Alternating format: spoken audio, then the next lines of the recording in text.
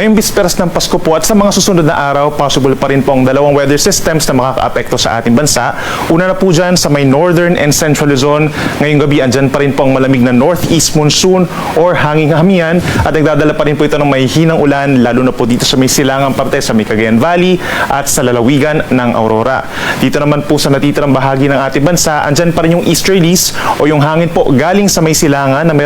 medyo mataas din po na moisture, nagdadala rin po ng mga kalat-kalat na ulan and thunderstorms ngayong hapon hanggang gabi dito sa may silangang parte sa may Bicol region, Eastern Visayas, Caraga region, and then for the rest of Mindanao, meron din po mga localized thunderstorms na usually nagtatagal po yan ng 1 hanggang 2 araw. At base naman sa ating latest satellite animation, wala pa rin po tayong namamataan na panibagong bagyo or low pressure air na makakaapekto sa ating bansa sa susunod na 3 araw at hanggang sa matapos na rin po ang 2025, mababa na rin po ang tsansa na magkakaroon pa tayo ng panibagong bagyo sa loob ng area of responsibility.